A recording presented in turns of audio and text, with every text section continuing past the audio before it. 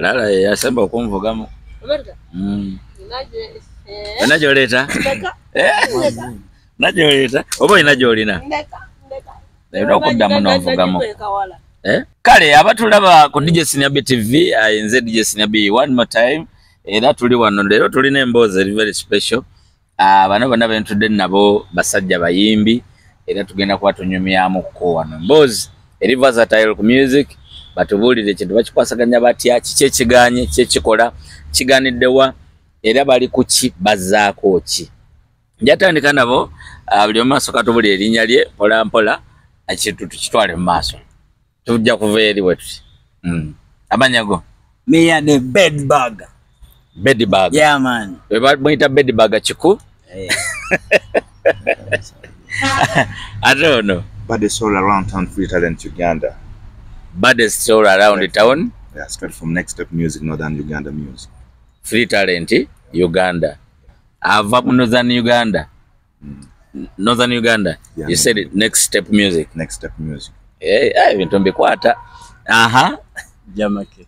Jamake. Jamake. Jamake wala kayimba bandi kubegere jali mukakamu. Tujja kitegeera. Ate gwe? Amajerio the director. Jeyo. Majerio. Majerio. The director. Oli director wa videos? Nazo nzikola. Oba mazina? Videos, movies byonna. Okay. Ekintu ndoza mukirengera. Ono ye ngatana wako yanjula. Inaka story ke mujjukirako. Lumu twali eyo mu Ntebe town. Koko promoter yali ategese ebintu ebyo byalimu kyezijukira kuba performer kwali Alien Skin, waliwo emipiira, waliwo abakubi b'ebikonde, Acidic Vocals, yes. Nange n'abalala bangi. Omukulu ono yajja na performinga n'agamba mu muzinda gwennyini ng'amaze performinga ennyimba ze nga ziweddeyo.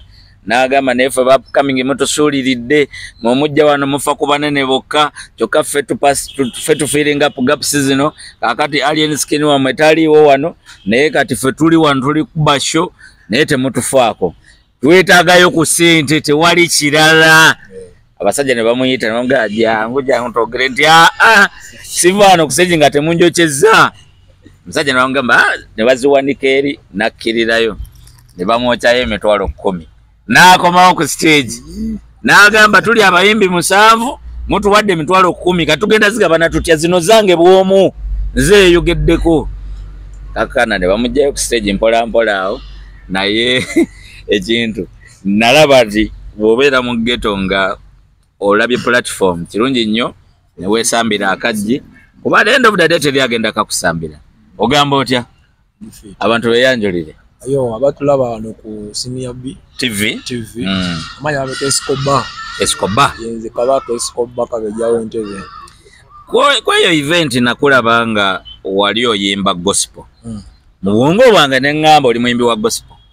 Anze ndi muyimbi. Oli muyimbi. Ate Katonda yanfula tikendi kuba sapa ku matana engula magezi. Alali. Segera. Alali. Kati nfunamu akadde kange n'okubiramu obwa gospel. Alali. Segera. Obuyimu bwe sibuyimbira abantu. Obuyimbira mwoyo gwange nange kenyini. Alali. Kati mpozi nga ntuusa awantu olina akansa kati nga that time balu tusaba busaba. Bagamba bayimbe. Nga mbeka zazo na nyimba alize siyimba bulu. Emisi. Toyimba bubi yaman. Kati mbaye nokola ki okukiwa abantu. Yaman. Kyakabenyo. Kyakabenyo. Bed bag chiku. Yes. Lwaki erinnya eryo? Erinnya eryo nalyewa. Naye nga nalijja bampita Bernard. Then ate ewaka bampitanga Be. Then nga wembeera n'abavubuka bampita Bedo. Then kati nagatta ekyanyanguyira naye nga kankozese bed bag. Abantu balisanze batya buli gwoligamba nti gwe kiku? Sawa zino tebannalinyumirwa kuba kye balisuubiramu tebannakifuna oba kye nalyewa era tebannakifuna bulungi tebannantegeera naye nnyina okulwana erinnya eryo libenga yadde ng'oli yali lifunye mu kifaananyi kirala naye nga bw'aliwulira awulira bed bag erinnya ki kye linkolera. Erinnya ki kye likola? Okay, kyakabi. Free talent. Lwaki walondera erinnya? Why did you in all names decide to use free talent? I decided to use free talent because I feel myself like I've been talented, like I've been gifted by God. You get? Okay. So my talent I use is not that like my own talent that I buy it from somewhere. It is the very talent that I got from God for free, and I also make myself so free on it.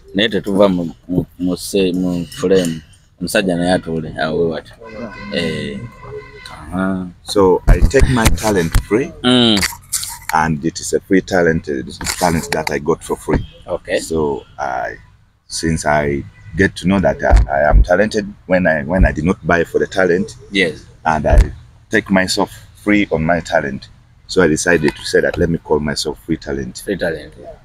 Okay. Wagambe gwane? Jamike. Erinya likolede eryo ng'omuyimbi. Nga ndiwulira nnyo ng'eri abantu abasuubuzi nga teriri mu vibe ya kuyimba. Likolede nnyo erinnya eryo. Sofa ndigezaako era dipromotinga. Oligezaako? Naye nga nagezaako kunoonya ekintu ekiri unique. Ekiri unique. Essenyu linyumira nnyo. Nagezaako kulaba nga lijja kunkoya okusinga kyenkola ki. Waliwo Jami Culture, n'obawo Jami Woods. Tolowooza nti oba oliawo erinnya lyo liyinza obbulira mu abo? Liyinza obutabula olw'ensonga nti ng'ovudde ku linnya wewe tuyinza okuba n'amannya nga gaagala okufaanagana naye nga byetukola byanjawulo. So nsuubira nti talent byonna bivuddeyo bulungi ejja kusobola okugyawo erinnya kola ki okutambula. Okay, waliwo Rasta yakatwegattako mbadde nsaba sooka weeyanjulira abantu wano mpolampola naye engeri gy'oli ewala ojja kukozesa loud voice. Rasta Lucky Man. Reggae. Oli mukubi wa reggae? Reggae music. Aya, nice. Wagambe gwani? Majerio the director. Chicho singo kola noko yimba? Esewo. Chicho singo kola mu byonna. Byonna ndimo sijjaga anti perfect naye ndi mulungi. Byonna nsobola obikola. Tuka mu directing. This good. Okay. Katika music msajja wa gospel. Mpola. Okay. Yeah. Okay, Majerio litegeza ati? Majerio bokwata MAJE eba maje. Bokwata RIO eba Rio. Tegeza maje agaddala. Naye maje kiva mu linnya mwanje. Bokwata mwanje nojja mu W ne N ofuna maje. Okay. Yeah. Kona konga tegedde nkagadde nnyo. Escobar. Ebintu bitambula bitya? Ebintu bitambula nga byonna bibala. Nga wabibala. Ekimu kiri side. Abantu bosanga tebatera kwewonya lwaki gwe Escobar. Kuba Escobar gwe tumanyi mu biwawandiikibwa yali si mwangu n'akamu. Nange era siri mwangu. Alaali. Siri mwangu lwa nsonga. Byenkola batunonya ababikola. Okay. Kati kitera sina kubeera mwangu. Okay. Singa ndi mwangu singa nange nikoze bye bakola. Alaali. Naye siri mwangu lwa nsonga byenkola abatuna bakola ki? Ababikola. Ate nabo bye bakola so bakola ki? Samwa kinze Escobar ono Majerio oli yelake omusajja wa lege. Buli omu ye brandize bayetuma okusana ye kutikyala abati alina okubeera mu maaso. Nga we yeewulira ne bwayagala obeera. Ye nange nze kati nze Escobar. N'abantu balina ku. Ekintu ekibadde mu bbanga ki? Industry ya music. Music ino biwanvu mu kosi mu yabi. Alaali. Biwanvu mu kwasa soka by the way da soka kale. Nasoka kuba dancer. Jinja. Basoka zina muko. Nachasoma ali dancer. Ali good with the Chicago dancers. Jinja tuko side boy yagira awo nga tuko bichawe. Kati nevayo nsine nkuba nenzija enansana. Nimbera DJ. Soma nga nkuba ebidongo nenko nengera ndaba. Nasoko balaga nakuba nti naye namala dda okwetuninga kifaananyi kyawe nga bamanyi nga DJ. Abantu banjagala nnyo.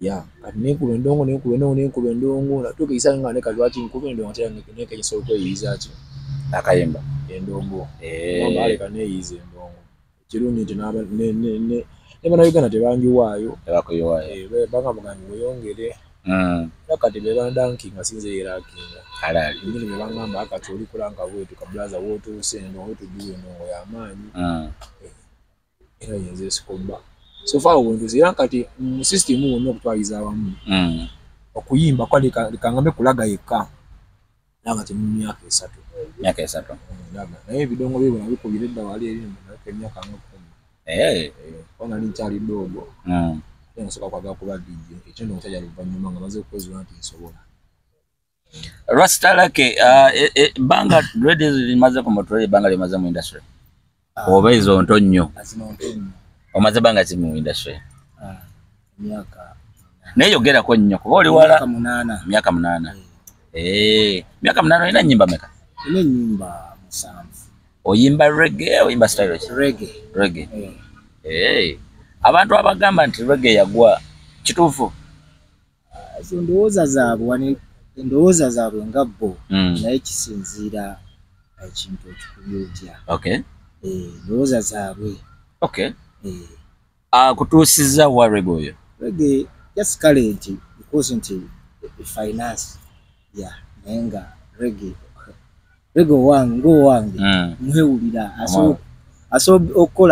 asobikola waliwo abaproducer betwekakasa mu kuproducinga reggae obadde okola n'abaproducer ki long time yali producer Rampus but banga ndene mabega ekigezo oludde okulikodinga wasamba likodinga ddi 2015 walisa emyaka gijo kumpi mwenda Lucky onayagambe yani Jamake omaze banga kingo oyimba banga siddene nendowooza natandika kuyimba ekiri serious omwaka oguwedde gwe oli mwajjojjo wano oli wajjo era kati gwe lalake wakulaba aseka n'okoseka n'agaalaba ejji oyo lalako kimanyi yenkananga bera yayimba dda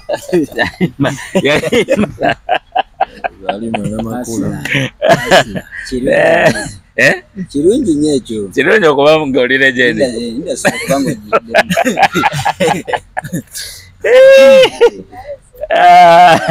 lalake jangu tule wano ogani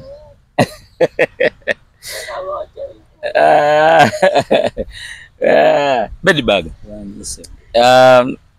endongo gifunyemu ki endongo ndoza kyena akagifuna mu linnya mpozi nange katukyusa mu mbeera zange waliwo ndi ebintu bye nasobola ngobeeramu kati nga sikyasobola ddibeeramu erina nange wenkuumira ebintu bye naalikoze ebibi naye kati wendaba ne ngamba oli ajja kunsanga enkya ku stage ate olusimba njagala nange embeera ekyokulabirwako kati byebyo bye naakagifunamu sinagifunamu sente olinayo abaana nina abaana nga bameka nze nina 3 omusajja tabala baana nze nina 3 abange mbabala kuba nyiza okugamba benyina omukyala n'agamba oyo si wuwo omusajja tabala baana okay Free Talent how do you make it being in Uganda, in central Uganda, and yet you represent northern? All in all, yes, I'm here for life, life hustling. It's all about. There's no one can be there, even if I be in northern Uganda, when I do not have anything to do there. So music is just something that I feel in my life. I feel. Just I got that feeling. And what style do you do? I do Afro dancehall and dancehall. Afro dancehall and dancehall. Have you ever went there for music? Yes, I did so. And what was the reception? I ever went for the radio station interview. And I had a show there. I did the concert. I have ever did many things there. And which specific language do you use? I use Lango. Do they like your music? Yes, they do so. Which other musicians do you like who are doing better that side? That side, first of all northern Uganda, the one who is leading right now is Easy D Lyrical. Easy D. Yeah, no, Easy. The Lyrical. Easy D Lyrical. He's the one leading northern Uganda right now. But we have very many good artists. Like if you see, there are those of in Lira, we have those of Little Square. We have those of Professor Maros. Yes. We have like in Gulu, we have those of Patolava Boy. Yes. Eddie Wizzy. There are many Doggy Keys. They are there. Okay. Yeah, we have very many good artists in there. Okay. But just as this in the central here, those who are known is only that is the lyrical and Coco Finger, as he did it long time ago. Yeah, I also know Eddie Wizzy. And he's also doing good. Eh? Yeah. Okay. Chicho yagala kola music. Njagala kola music. Nze just music sijja gamba nti nina nnyo ekintu ky'oyinza okugamba nti kino kyetaaga mu music. Naye music muwulira nga nze munda. Ekyokubiri njagala okubeerako ng'abasajja bobolaba ab'amaanyi nga bakamiliyoni. Nina abayimbi be neegomba okusinziira ne mu style gyendimu. Oyimba style ki? Kuba dancehall ne raga. Era njagala nnyo Fit Famake. Era mulaba ku stage. Nga yegwe. Sirina nnyo kiyinza kugamba nti njagala kufuna kino mu music. Naye njagala nnyo okukola erinnya eri ligenda nga bwalaba nti kamiliyoni ne bwaba tayimbe mu luyimba mu mwaka n'ogwonga tafulumiza luyimba yewaali. So okusinga kye kyesinga okwetaaga ennyo nesina kyekyendaga nnyo mu music kyamaanyi nti kuba neetaaga kukola kino. Okay, kigeza afuna linnya afuna ebyana. Oyikube kubuli paka kulira bubi. Yana nedda. Yana byo. Abavubuka bano. Yana byo nedda. Rasta. Ebbanga lyomaze ng'okola reggae. Buzibu ki bw'osanze? Buzibu bw'ensanze. Neyogerako nnyo. Buzibu bw'ensanze. Kwapulira abarasta babeera ku stage okwo. Ena gye bampiritiri n'anyenya omutwati. Bwa finance bw'ensanze. N'alogana kya. Bwa finance bw'ensanze. Finance. Tokola. Okay. Reggae okuva we namuleka. I mean sente bizitaliwo. Nesoka muumuza. Ate nga nekino kyenyina talent kyenyina wandi misiri na wa dread. Oli misiri wa dread. Ezo zikola zitya? Dread.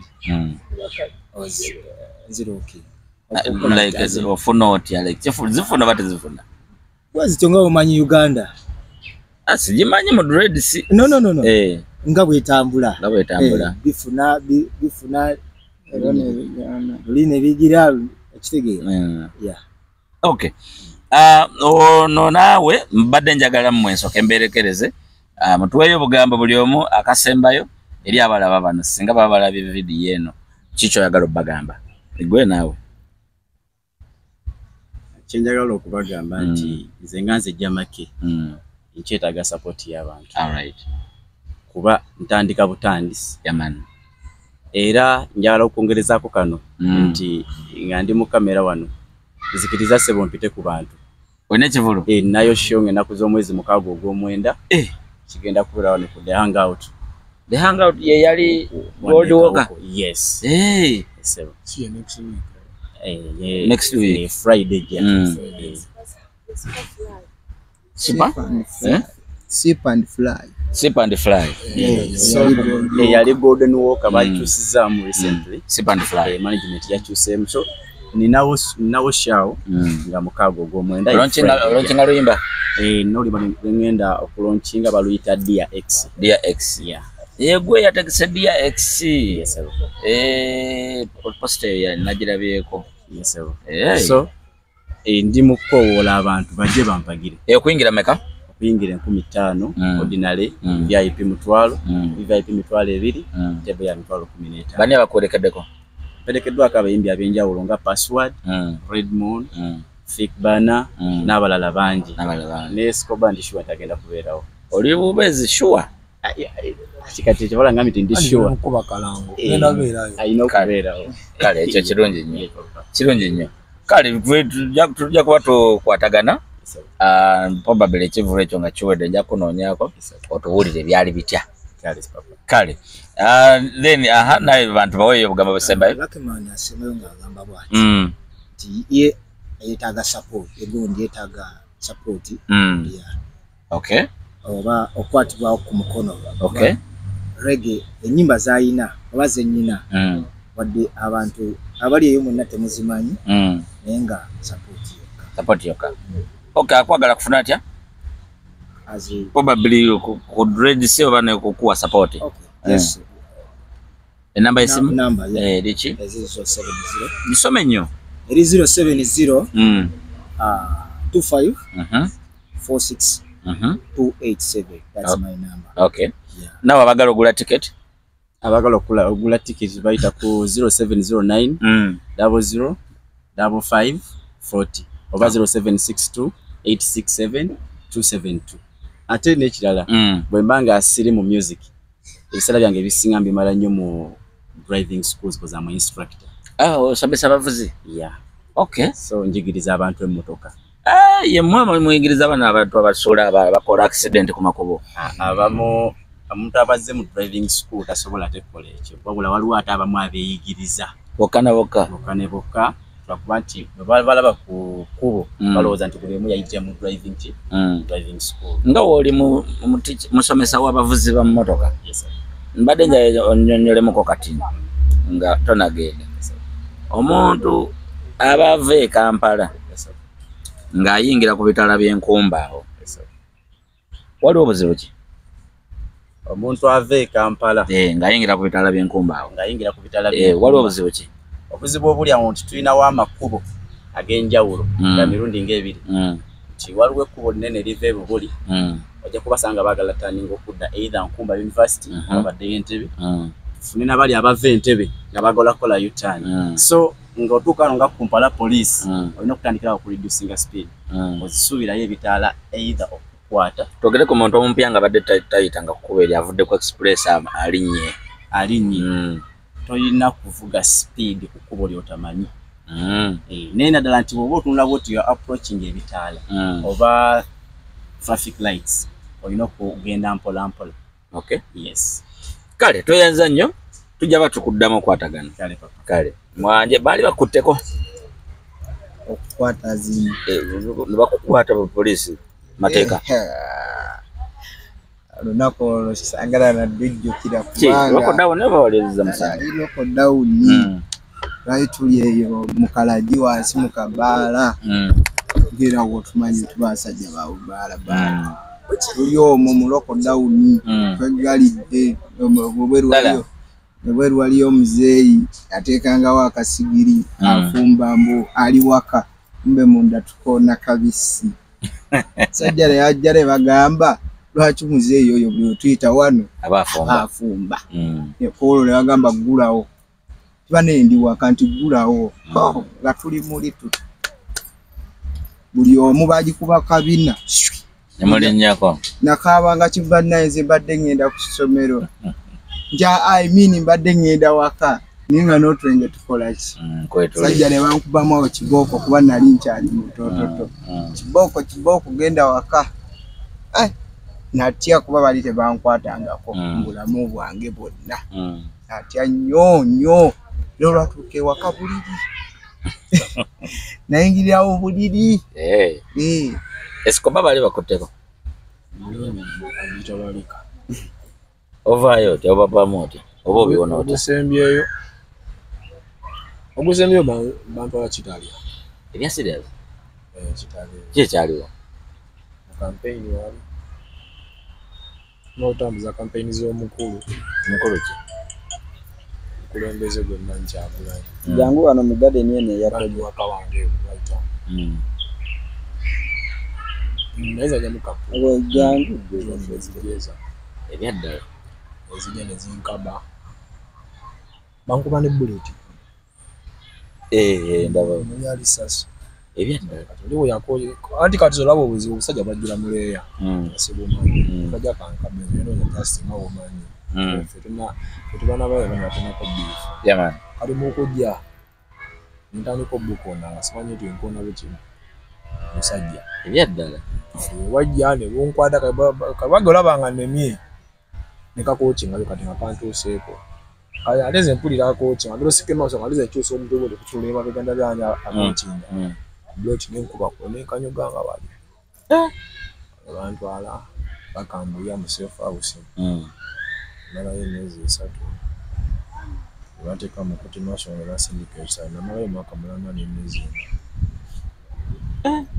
ngoma pakebana abondandika okuyimba kwate okay funny bali bakuvunaana ki bansanga wakana ate bantu eso bamulana illegal possession of military stores wale na byona nga bamanja tanka ebintu bingi bamanja tanka gogo basanga akazigo mwali mutanka mukazigo simanyi kwanza zinabagamba ngere mukeberemu webejjamu wasibe ekitanda mujijje mujitwala bamanja tanka abanja uniform zaabwe abamanya bingi ndebamanya n'amayinja g'abakaputeni agabula agabula tugende mu kirombe mbasimira y'amayinja ebage mwagala agamba nedda ikibiki kale embeera buli twaliyo bangi bayirawe nawe bonabona abakyaliyo bamatete baani bona bamukoti masho abo nali nabeeyo era gye bali bakyaliyo so ekyamaanyi kyensobola okukola basabira kwansina obuyinza bwe bajjayo alaani kale bingi empiseemu awo experience mukomera yali etya experience y'ekitanya kiraga yeena ebyaddala kiraga infact nali nenyini esikomba gye baali mpeera gye baali mpeera kana nze nali kazoganya ge basiwummula alaali agamba sirina kulya bubi wadde nga ndi mu kufa era nga nze mbeera mu kuzoganya always ate nga alina okukubwamu oba ntya segera kale abaana bantuumira esikoba ngamba ego oli kateero waddala nekijja nga kikula mpola era nagenda oba nga bapita esikoba ate we nadda ebweru ninga naye kati olaba muno mukabiye muno ddala erinnya ntobe nali okuva eri mukabula muno ate mwabali enteekye mu ngamba ate n'abantu baali agalirayo kati nengamba izinze kantambuze embeera zange amayeyo bidde gye wali okozesa wali okwogera wali ku event eri kuba abasajja baali wawo naye nga gwe tolina kugamba kati wuliriza nze soogerera muntu sekinnoomu nze njogerera ggwanga lyonna kubanze nkimanyi nze wekinnumidde ate nga nsofunayo omutwalo ogw'okulya kati oli afuna ebbiri osegeera kati ffe abayimbi tetuyimbira ffenga ffe tuyimbira ggwanga lyonna tuli muzindaalo eri abo abantu abatulaba abatuwuliza batusapootinga osegeera bw'oba ojja n'okubalaga ne bakubagira n'ogenda abantu balina mbeera ki gye balimu oba tobagasa oba toli muyimbi ekyo nekyoba olina kyakuyimbira batiza ne bweyogera obwobuzi bakyuya ne bwoba toyimbi n'oyogera bweyagana abantu mubaveeko kiba kimala oli muzindaalo eri abantu bakuwuliriza ekyo mukama yakituwanga kirabo si buli omuntu ne bamuwuliriza kituufu okay kyakabi buzibu ki bw'osanze mu ndongo bw'osanze mu ndongo ebizibu bingi okusookera ddala mu ndongo tufunye bano balowooza mbu batumanyi oseekera bulungi agenda n'aleeta abayimbi babe makindi n'abayimbi 5 ne bakuba ku kitundu kyo naye ng'ate naawe ayagala ojja okoleki kubanga abantu abajja bakumanyi kyokuba kati bw'ojja olw'okuba bakumanyi bwetagenda kukuwaaki nga tamanyi nti misuli ffe lusinikayo manyi oseegera bulungi tuwaayo kaki akasente naye kati ye olw'okuba abeera akumanyi osegeera kimu kyakubiri eya pule oluyimba olulaba omala oddukola we bati noteeka ku tiktok kale bakyali banalokola mu challenge era abana ba tiktok big up kubanga bo kye bakola nabo tetubamanyi bakola bukozi challenge mu luyimba lwe lutambula naye obuzibu buli ku radios radio genda notwalayo oluyimba ate bakucharginga n'okusinga studio yalukola ebyaddala osegeera naye nga birabidde industry eno gyolaba nga omanyi nga bakyali ku nsonga za copyright tetunafunamu omwana waba amaze emyaka tikuwe mulasta Luckman agambye yakoma kuyimba 2010 osegeera bulungi ngeri sente zafunawo zakulya kati waba asudde 2022 okweza emitwalo 2 agenda akola oluyimba ayinza esomya banga ddene emyezi kumpi ng'esatu osegeera bulungi kati bwafuna sente ezo kati ate gwe ajjewo 10 yagenda okuwa ku radio okuba oluyimba lwe osegeera kati okusomoozebwa kuli awo nti tusaamu kinene naye ensi we batenatuwa matu tufuna kitono ddala otwayo tulina mutima tetukola ki tetulemeza okivamu vino gamba nze abayimbi bangi mbalaba ababimu ne babivaamu nga si nti bayimbi babi naye amazima gali nti bakozesebwa nnyo ku bwire nga baliko ekiseera nga saavisi yaabwe teri recognized bagirabanga ki osegeera kati ekyo kiri awo ekirala kyendaba mu kusomozebwa mu kuyimba nti okuyimba kati tekukyali kwa interview okuyimba buli omu abayo nakola ki nayimba ekireeta n'abantu okunyoma omulimu gwaffe osegeera bulungi nti oli avaayo nasalawo awemule eggwanga n'alivumula okuba akimanyi nti banaabiyimba bagenda kukola ki bajja beewulira nave nakola ne vidiyo nagamba naye hano oluyimba lw'amaanyi Ogoduulira. Amazima ebigambo ebiri mu tebana mwana wa biwulire. Ate munnaye abantu balusobera. Atabo bebawulira. Nzekalungi. Naye amazima gali nti kati oba oli muyimbi ng'oli mu kiti kye. Tina oli muvubuka nga ye. Omuntu uli yakyawa biri byayimba bwakusanga abo bano bebamu. Odi ndi gwatuwa alumula bwe muzigwanga naye nga je alemeddeko kati nabali tebagamba nga bali va mu ndongo. Segera. Bo tebakola babu kyawa bukyali namba bamwetoli ne bakola zino bakyaweramu. Kati okuyimba tekuli mu discipline. Segera. Eyo challenge eri awo. Naye ekizibu ekisinga okulotera mu kuyimba sente tetulina ki sente ensonga kikulu nali mpanamye nga nimbaganda etwagala ki sente kubanga sente bwe zibaawo n'abaana bakwatwa n'abaana batomulira baganda bafa abo abantu bola bakola ebyo ensonga ki music waabwe taba mu matu g'abantu tebasaamu ki sente so okay ekizibu ekyange fact esina kizibu gazibu ate gona ino galwana kitegerekeka Bedbugger buzibu ki bw'osanze mu ndongo obuzibu bwensanze mu ndongo okutambuza music osobola okuba oluyimba oli oluyimba lwanyumye luli muka amakulu ate nga teri recording mbi kuba oli waavaayo na recording ebigambo bya at least omuntu yenna asobola owuliramu ebigambo biri nga by'amakulu naye okutambuza music oyo muzibu kuba bw'oba oyimba sente toba na sente buli gy'okwata ebeekuyitamu bw'okwatamu ekyebiri oyagala ogendeko mu bbaala oyimbe togenda tuulayo butuuzi banno nga banywa togenda genda mu ssaawa z'abasita olina osooka n'obeerayo n'oswamamu ekitegeera kati akasente ebizibu bino kati nga omanyi tulina famire bigenda okukugwako eva obeera toyina ekitegeera naye nga abasajja boogera ebigambo ebyo oluusi mubitwala ng'ebyokusaaga naye nga kyekituufu abaana abatandika endongo sente baba tebalina yadde 10 otuuka n'obeerawo nga n'akalimu kolikookola konna kayingire eno mu music abantu ne bakuvaako abantu bakukyawa oba tokyayinamu ekitegeera abantu ne bakuvaako nanka okubeerawo wekka n'ekitegeera Free Talent, what are the best moments do you count in music? Like the time I spent? Yeah. I started music in 2017. Okay. Yeah, so it's something like 7 years now. Okay. I have 12 songs. 12 songs. And 3 videos. Have you won any awards? No, not yet. Not yet. Have you had any like big performances? Yeah, performance I ever did. Even in Antenna here, I ever did. Okay. Golden Walker there I did. Line I did many times. Even in they call it tavern. Tavern here. And 2 Line. Yeah. Okay. Do you have any of your music playing on radio or on TV? Yes, I have my videos in One Low TV. Okay. And last time also I got an interview in Namasu, then Quanti. Okay.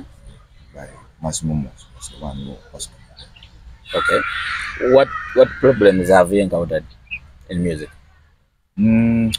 The problem I see in music, because we do music and we take time. Sometimes we lack money. Okay. And we try our best as we feel music we want to do. But the problem comes from the people who are supposed to support us. Yes. Sometimes I fail to understand whether they have jealousy or what, because they really know that we lack money, we have little. But it's like, assuming I'm like in my town, I go like in the radio station, I can take my music there to play. They will charge me money. Okay. When they charge me money, I will pay as the money I have. If I talk to them, I agree with them and I give them some money, and then later on you will not hear your music playing like the way they are playing. Yeah, they're supposed to play. Okay. They can play like they can take like a week and they play once. Or sometimes you have to demand them to play. So I get problem with presenters, and I get problem with MCs. Okay. Sometimes when they don't know you, you might be having a good song. You're on the stage, you're supposed to perform your song when the fans can hear and they feel it. Yes. They can find it, get your point, and they say that this is a good artist. But the MCs, they don't give you enough time to perform. Okay. You go there, they give you like a second or a minute. They stop the DJ to stop your music. Okay. Yet you have your point in your music whereby when they give you enough time to perform your song well, they can get where fans can support you. You can be having, because in song you cannot just say that the beginning of the song is the point. Is the meaning, yes, okay. The point can be in verses. I can fail to do a good point in a first verse, then the second verse I do a good point that the fans can like. Okay. Yeah. Achabadageza ko kwogera nti ulimu ba MC bano babakotogera Lucy agenda na mu platform ulimu ngaganye naye wabamu wadde platform nti amusalayo mangu ngate oboli awo luyimba lwe Lucy message abantu baba tebagifunye then ne batandika okugamba basi muyimbi mulungi ate singa ba MC abamongedde time namala yakayimba ke oboli awo message eri mu verse sembayo oba oluyimba lulina story message ogifuna lugwa osegedde naye bambi agabye tafuna mukisa so bibimu ku bizibu byasanga mita free talent ayimba luwo lango wakati tutegera tutyafa lulango wakati tuziseka tuba tumawulira Daddy Yankee. Director. I had a collab with a guy called Deo the Best, and I did the title is called Ogugu. Ogugu. These titles of Nigeria. A director. So. Okola videos.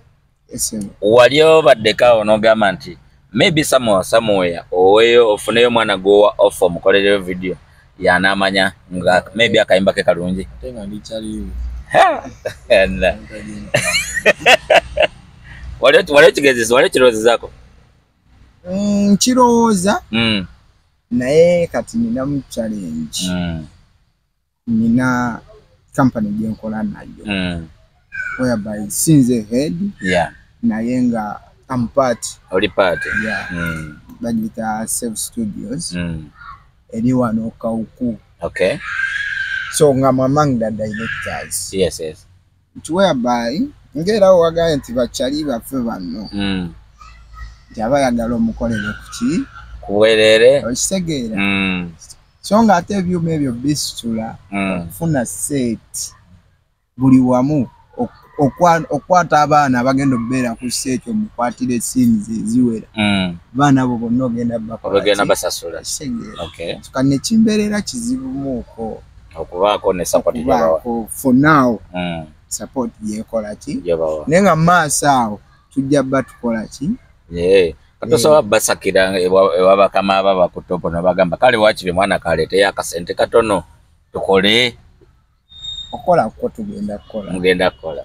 Tekirungi bamugamba nti ngenda kola ki? Ngenda kola. Kubanga wentuka ali no ekiro ekiti nti bwobanga ekikobazze nagamba nti jangu mperekereko nyinawe ngenda okola. N'ogenda bayiseye nagamba n'oyo mwayindemu. N'oyimba ne bakisiima kitegeeza naye abakuwadde ki amamuli okitegeeza abakolezeza. So kati nange nganze tusobola otuula sijja limba saa zino tekibaddeewo olw'ensonga muyinza obba mulina emirimu gye mukwasaganya emirala ekitegeera nga kino muyinza obutasooka kitunulako saawa zino olw'ensonga kiba kigenda kuleeta katonotono. So kaninzirayo ko katono okweri ensonga gye wayogeddeko ey'obuzibu. Simanyi oba ba DJ ni ba MC bano baba bakikola batya. Nange simanyi. Agenda kwagala aleeta oli olwedde amanyikiddwa. Otyo? Osegeera.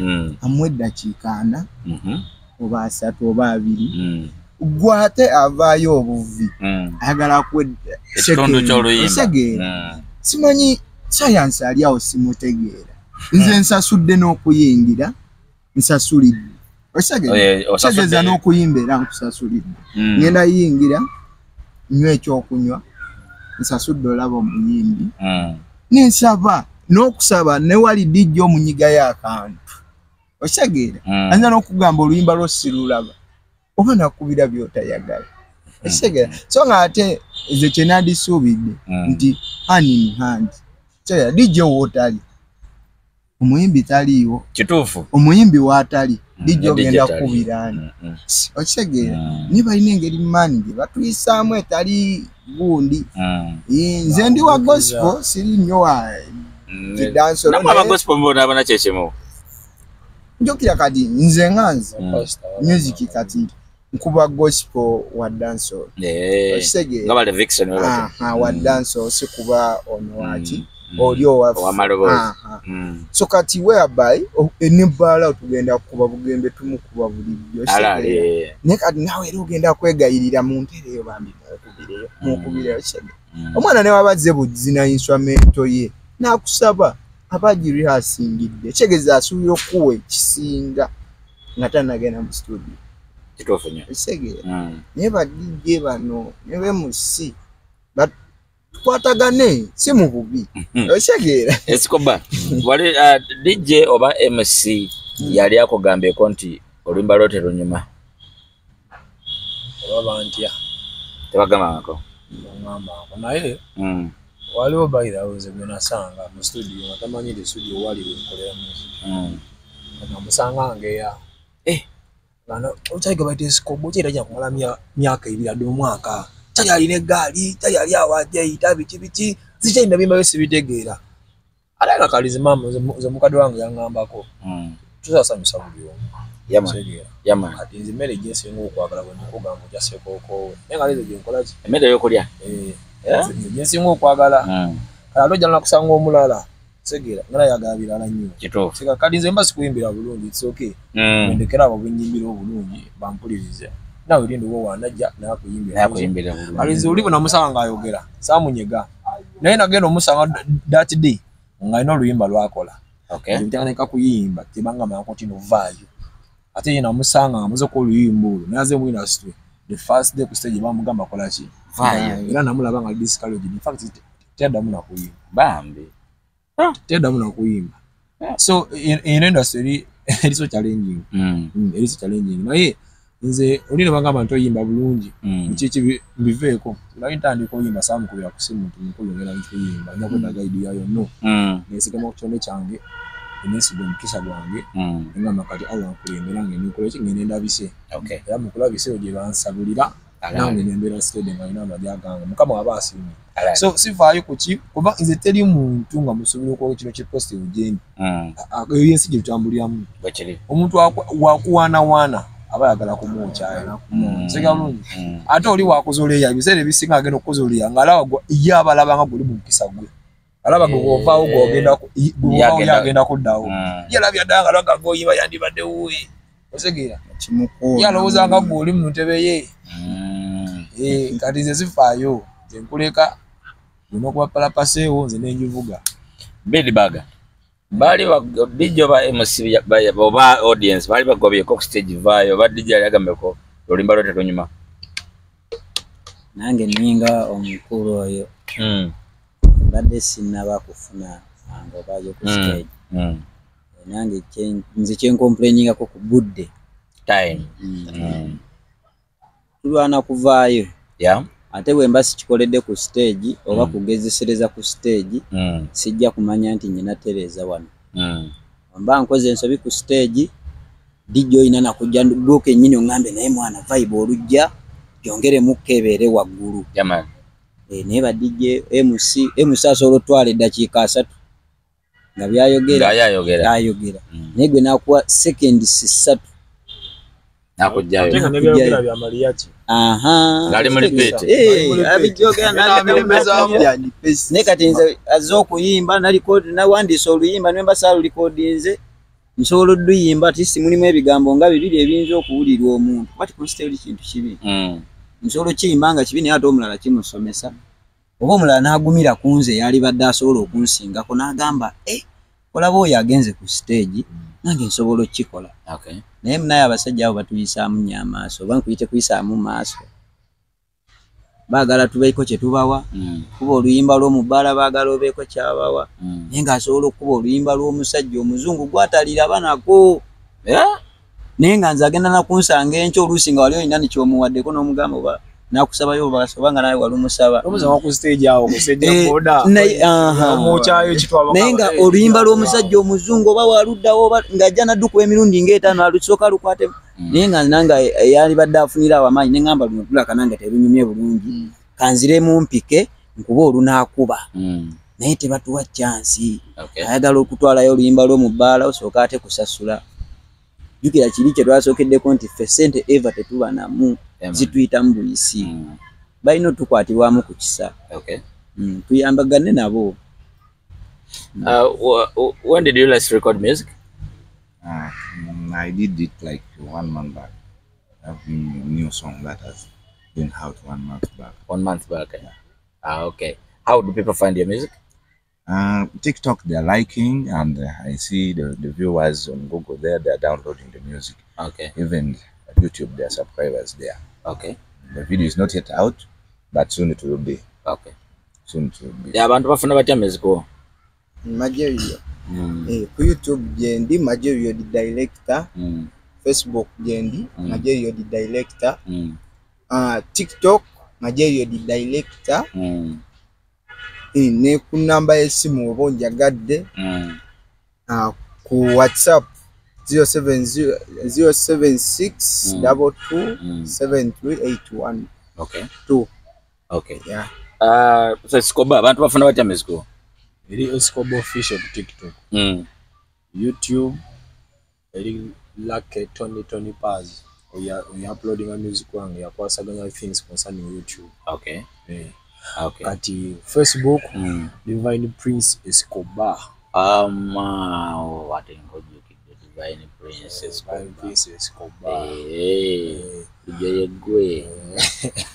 Automatically kati nesimu yange y'omu ngalo ne muwe esimu zitavaako omuntu ajala video ye no myaka 2 ng'essimu teriiko anti twakyukamu naye social media zote zikyuka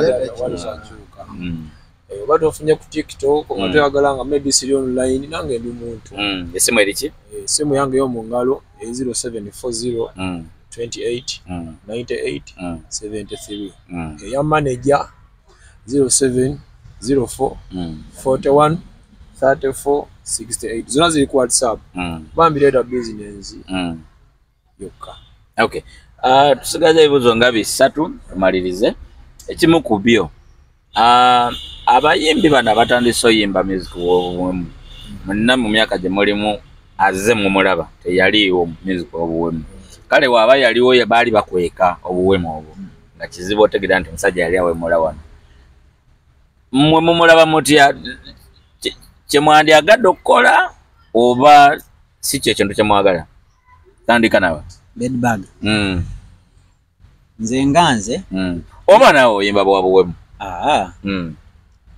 nyinza obutabasalira musango kuba abantu abasinga buli omu alina ebizibu kati kuba omusajja oyo awalwe yatugamba yayimba ebyamakulu ne batabiwuliriza lirupazi ow'enkodi yakakola nagamba naye ate wali ayimbye enkudi oluwemula lumukoledde sente kati nawe kenyini olina osalawo n'ogamba bwe mba nyimbye ebyamakulu muganyo biwuliriza ekiddako tugenda kubawemula kuba wenyimba wenaziwulirako noga oluyimba lw'amakulu ogera beera disappointed nga tebakoze eki abantu tebaluwuliriza oddeko gambe ebisinga obbakwata biki kubawemula era ogenda bawemula neffe kyetubadde tusaba basooke batuwagire n'ekino kyetukyali naffe kyetukyalaba nti tuyimba message ezikyali ennungi nga naffe tetunagenda eri mu mbeera yakusajjuka kuba ekizimba we kinaasamba eddagala fe abamu tulina abalongo kuba nze ndikizza olirwedde okwetaako omubiri wekiri kuba nange sijja kukkiriza firwa talent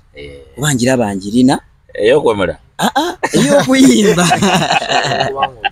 ey'okuyimba naye nga toyinza osanga nga we banaagaana owuliriza nga tenjabeera kafulu mu kuwemula kati munaye balina otukwata eno ne batuyambako batukwasanyizaako ne tutambuza endongo yaffe bulungi nga tetuyise mu mbeera ng'eyo tewali zintu zisekakuluma bantu nga muyimbi nga mulongo naye ng'ayimba tawemula kyokka ate abawemula nga babambye okubufi ono nakasanga abantu bangi nnyo nga bayimbi nga balongo naye nga bawulira bubi nti yawemula ya kikuba ate bo bachadaga ne abali we mudde tuli kuyimba message.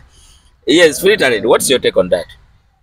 When a musicians are bringing out obscene lyrics in music and they are doing well, yet those who don't do obscenely are stuck somewhere. All in whole, me as me. Yes. It is not a force to someone like to love my music. Yes. Because first of all, my music I do to make myself happy. By the way, I did not come like I come because it is what I want to survive with. Yes. I know I can survive by myself. Music I do because I feel. So I'm not saying that it is a force to somebody to do what, to love my music. Okay. If someone feels, the person who feels my music and hear and feel and say, this song Free Talent is good. Okay. Then that is it. It's the one who can take. But all I know, there are people who can just judge on your body. Okay. They cannot listen the words you have said or what you are singing, but they judge your body. Since they have judged your body, then they will not like your music. Okay. But the most people who are always doing that is the people who knows you and your profile, everything and where you stay. Okay. But the person who doesn't know you, at least if he takes time and hear your music, at least will like the music. All right. Yeah. Majerio, the director. Sebo. Ensonga eyo jogera kochi. Ensonga eyo tolina wa gospel wansoose nabbasabi. Ensonga jasanga tumaliriza. Naye ng'ensonga eyo nze basically nga nze Majerio erabika ne background eno nayo kikulu. Omuntu gye yakulira Kikulu. Wajja avudde. Tutuganya abayimbi tubalina wano abavudde mu ghetto. Yes. Ninga tebawemula nga baana bawemula nnaku. Kituufu. Okitegeera. Togenda kuŋŋamba mbu kubanga nze nakulira mu ghetto, nakulira ku street, nina kuwemula. Kyawandiikibwa. Okitegeera. So kati osanze omwana we wakayimba nkudi. Kitegeeza ati. Okitegeera. Okay, vibe tugifuna nungi naye waliwo ennyimba nga ne woba otegese birthday eyiye waka. Nga tosobola ddukubira nnyazaala wali abaana bo bali okitegeera. So abatandika baffe n'abajja tulina okyusaamu message zisigalawo. Sawa zino bw'oteekako kaffeero omukuba n'omunyumirwa n'omuwunzika n'omuzza kuli. Naye nga bw'oba nga omuwadde amatu kwemula yawemulanga naye ng'akoze eki asabiseeko. Okitegeera basse batta bw'owulira music waabwe naye nga bakoze eki nga babiseeko. Ebyokubawo obukubi si birungi. Tukube music kuba waliwo kye bayita passion. Kitegeera. Si kuyimba buyimbi naye kati ffe abali wano tuyimba na passion kyekikulu. Kitegeera. Kyoyimba kuba kati ffe music si kwe tugenda okulya. Tuyimba lwa bwagazi nti I feel kuyimbira Katonda wange tekirina kye kinzijjako. Kitegeera. Oba okkiriza oba tokkiriza nze nyimbye. Kitegeera. Kyekyo naye nga Escobar bakayimba akawemula. Nze nkubuulirirawo maani tekakola ki tekajja kukola. Jawa walajo endele.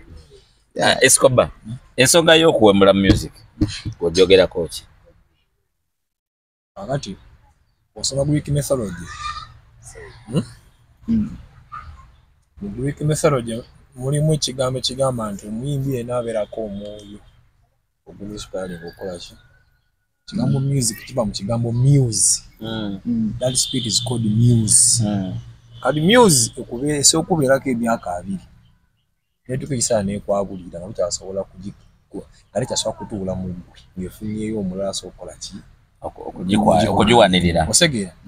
Kati vibe gyeba yakuwa sire ebisinga weguba gukuvuddeko gwoyiye ekisoboka kyonna olaga abantu kyakola ki kyasobola.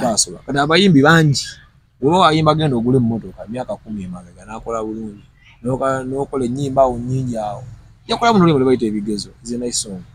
Ate bw'ovaayo n'okuba nkudu kuteeka music yakwabulira waba yasobola okuwa ziri zasooka zanyumira abantu ate ziwo mudde yazikolamu amaji agawera yazikolamu amaji agawera kali ezo ngati ampayo ogamba nti lwaki temumpulira sooka okuba kwekwasa ate nze kyemanyi kiri kimu nti omuyembe omuvundu munda ogusooka okwengera kungulu era bw'oba oyitawo osooka nonnoga omuyembe omulungi tekuba pa kwengera gwengerera mu kiseera kati guno omuvundu ogusooka n'okugwa mu mugweyunire naye ogenda okugirawo ogamba guno ate muvundu kaninde guli eri osegera so buli muntu akola ekintu ng'ayagala kufunamu naye nga tafudde ku ligasi gyagenda kulekawo omuntu oyo omanyize pasa kugenda omu yaŋŋambako ekintu ekyo nga nkyali ku nguudo eyo nga nkyali ku kibulooka enansana eyo era ataddewo nga tuga mu Christmas yateekangawo gundi n'agabira abantu ebyokulya biki ebyo nga enkya Christmas yagikolanga nga 24 enkya ki Christmas Eve twabeeranga awo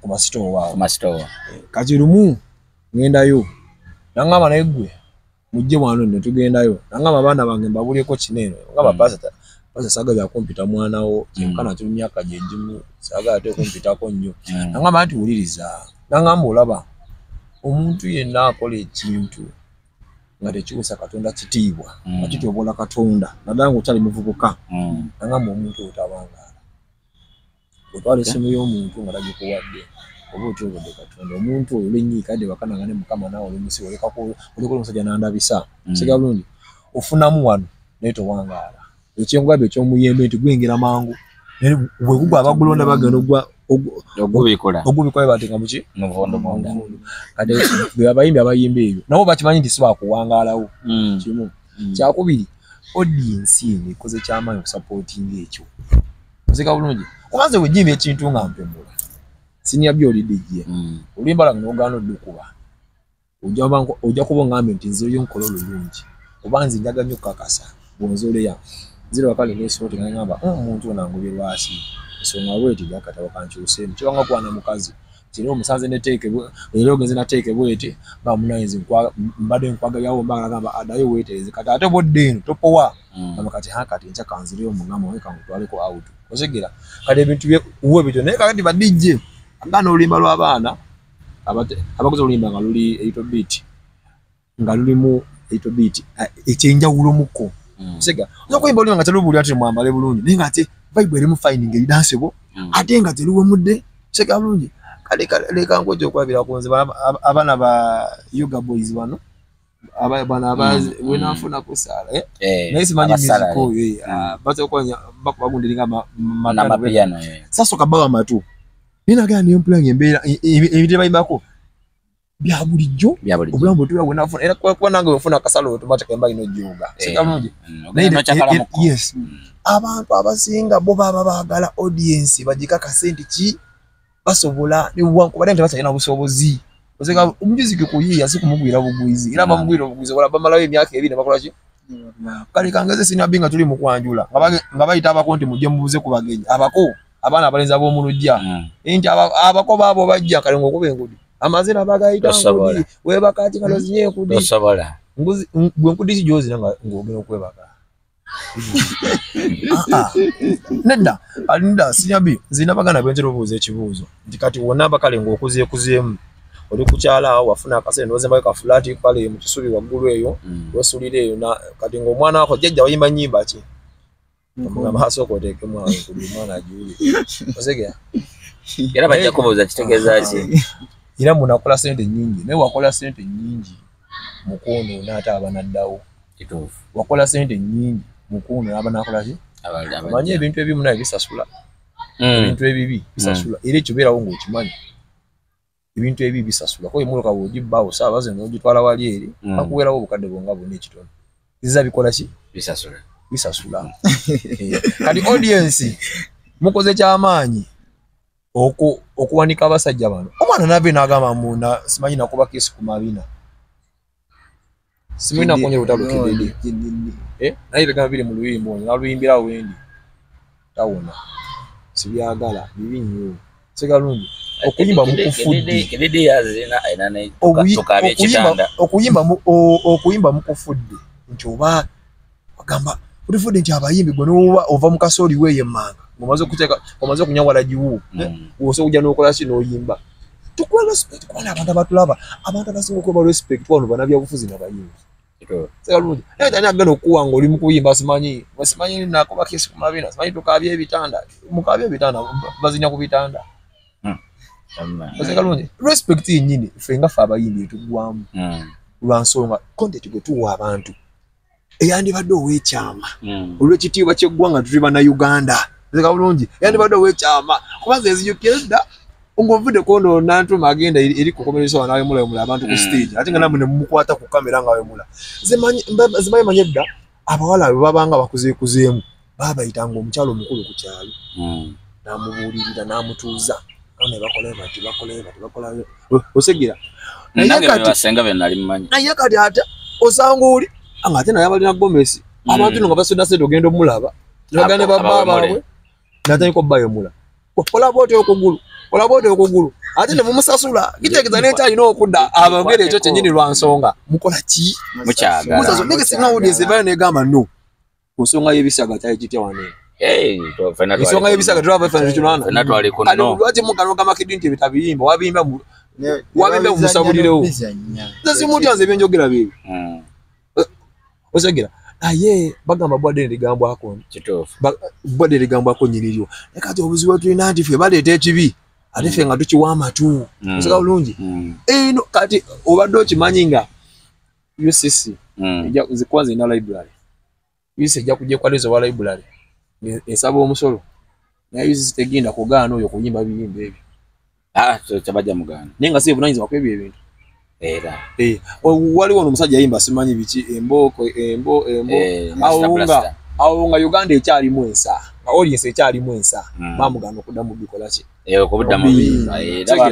mwami jangu okuba emmese nga Uganda ekyalimu ensa bamugemerera ki nekati Uganda yaggwesa ensa naawe Uganda ekyalimu baganda Uganda ekyalimu bannayuganda maki bayita munnayuganda okuba munnayuganda olina okuba n'ennono ndize ndi munnayuganda sijja kulya bisiyaga ndi munnayuganda nsobola okukiza kigambo kino kiyite ku radio nga kiwomulana nga n'omwana ng'awulira nekati radio okuba n'ennaku zino buli afunayo bukale busa naye akola radio seka bulungi aliwo bamutwalira oluyimba agamba ate kati balina bizinensi kasaka radio aleko teeka ebivulu abayimbi alina obbeegulako gyolamaze nkuba ne music wo osegera nkuba ne music wo kivulu kyange jangu okoleki sinyabi obwana esikoba yes gena mas byogera bibiri so nze sifaayo babantu abo zimbabulya kinene nzi nga sinafuuka esikoba nga tebanapa nalinnya eryeddiini lyennina asooka kuba munnayuganda olwaza lweba abagamba kubanze musajja musoga musajja mulangira kitange ewaako Moses owokubiri kati bwe nazaalibwa tebagamba nti bazadde gundya bagamba ewa Moses waako bazaddeyo muki kitegeeza waako muki musoga ate munnayuganda nasooka kuba munnayuganda kale mu byonna byenkola nsoosa nnunu mu byonna byenkola nsoosa ki siyimbira bapotigo siyimbira simanyi babulazi siyimbira basimanyi simanyi bali nze ndi munnayuganda music mukulya bannayuganda baganda bange bampulize bampagire bampanike kitegeeza nti nobbawo ekintu naye nga ate sisiimuuse nnyo okuyimba wekufiiridde bebana abaana obulwanyi n'ekitone ngamba kino ekivundu kyengera mangu omuntu waaba ayagala okuvuma omuntu ebigambo ebyo byanguwa jagagene walira okweyotalo ku mukazi yenna oba omuntu yennaawo ajja kuwuma ebigambo byatayogeranga nako ajja kuwemula naye mugambe nti mpaayo ebigambo 3 ebiri mu Bayibuli nga biza mu muntu amaanyi ate ng'akulidde mu kanisa naye bw'anaabikuba era banozese kulowooza ajja sooka alowooze nnyo ebyamakulu tebabiwaaki ate oluvannyuma bagamba babononedde abaana naye nga tobubinya ate bebawa amatu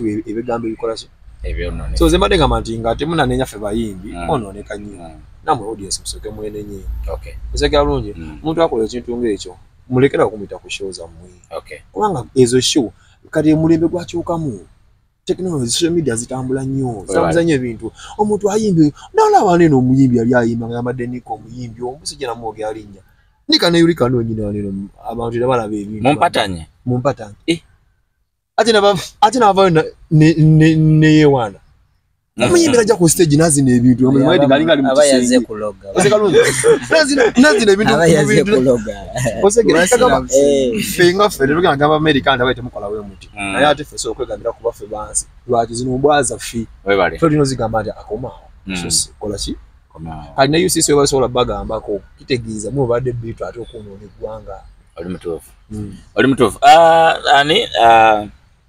bedbag chiku bedbag chiku oli wa mukawuku right? Yes sir. Okay, kawuku kitegeeza ogwa mu Katabi.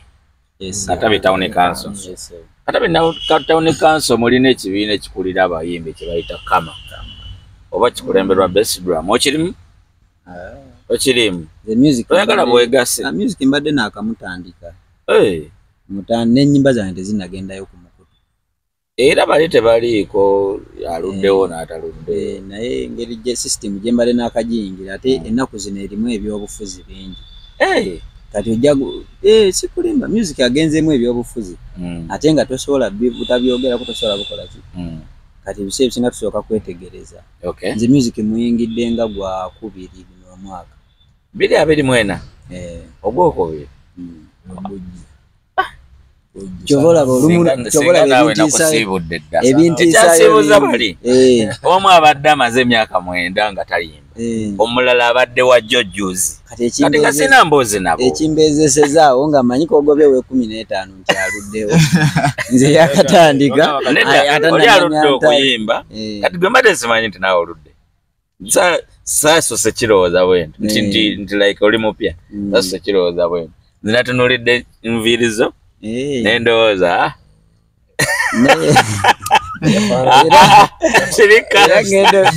era omanya ogenda okuba nga ondabidde mu kitiibwa ekyo babeerawo ekikusika kati oli mu kifaananyi ky'omuyimbi era oliwe nazo somugamba ndi muyimbi ati kati zezirawulirako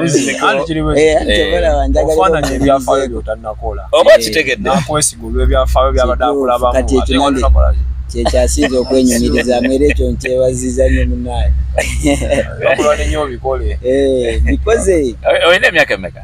nina emyaka giri 33 lwaki wayimbye okutandika okuyimba kubanga olaba ku myaka egyo at least ekitundu kyagyo wali badde okola nga nayimba kunyumiza kasitole engeri gye katambulamu okutandika okuyimba genda maazi nali mbadde nnyo omusajja awagira Vipers mupiira timu y'omupiira Vipers eno ya Mulindwa president waki yaliko wafufa asigala kyali kakati nga tubeera mu kuyimbo nga tubeera mu kuyimba okwo okwengoma okwo okwabawagizi kati mu ebyokulonda bigenda bijjaawo bansibira mu gundi zino eza people power ate nafuuka nuupu batusiba mu people power kati nali nnyina akazindaalo kangaako ankasiba ku piki mpuliriza nnyo ennyimba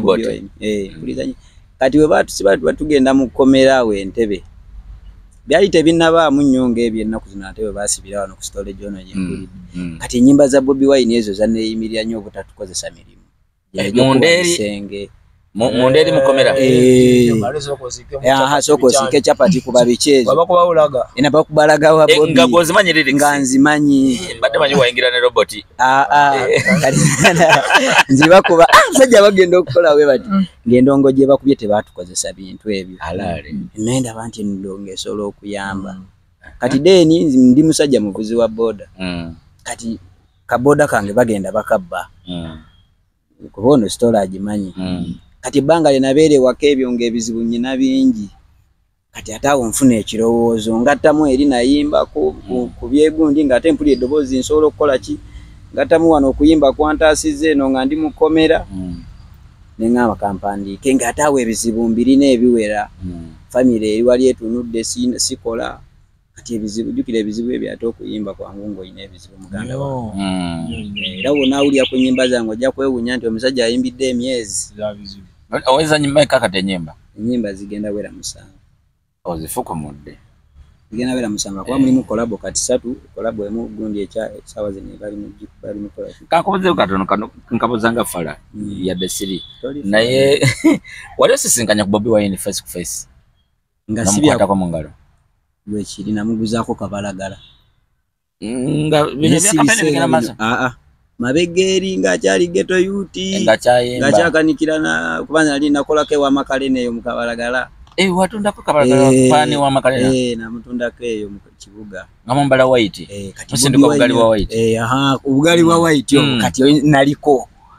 Ugali wa twabera mu tujivuga kinalanda ate nalaba abana bakwatanga street twabera mu ekyo kyali kirungi ekyo kati Bobi Wine yena mukwata ko mu ngalo biserebe kuba kabalagala wafe yalinga amugula ate nga musajja ali ize nyoyo akugula kabalagala nakugulya nenda soka mbokewo kosoka nkomewo kona naye yatumiza ku story yo kosibeyo wali sentanya ku Bobi Wine namukwata ko mu ngalo wote namukomera yanzijayo alali era yamala okunzijayo nandeta paka kubayita alali nakomyayo waka nawaite naku 2 nampita emagere tugenda tujamu naye ekyemisana tugenda abakona soka nanjo kyayera nga wabimanyi soka natana kati natandikwa mwavayo bameka kugulu wavayo first fitwali abana 30 nabo bakwata abasatu tebasuka nibafa kitalo nyoba abasatu tebasuka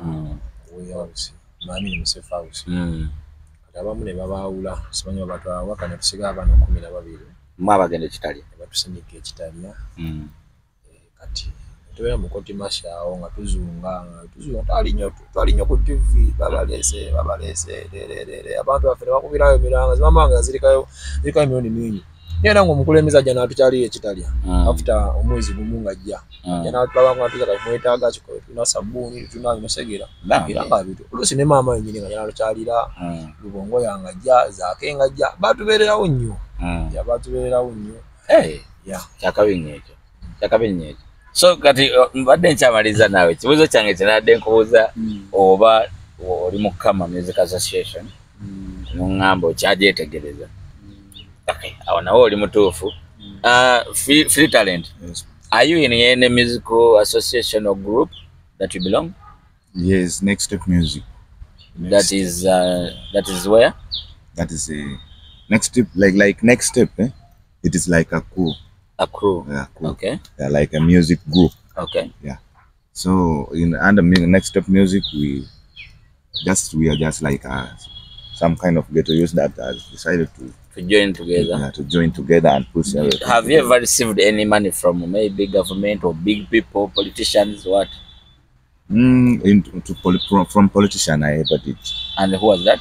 It was called Dr. Samuel Pio.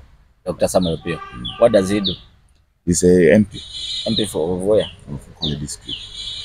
Kole. Yeah. Okay. All right. Olima association. Eya Kama. Njimanyi. Ojimanyi. Njimanyi. Naye bashogere. Naye waliwo omitendera kale. Bagala sente okuyingira. Sente meka. Ino sasula kadi. Wawona ebifomu ebyokujjuza. Nali njagala.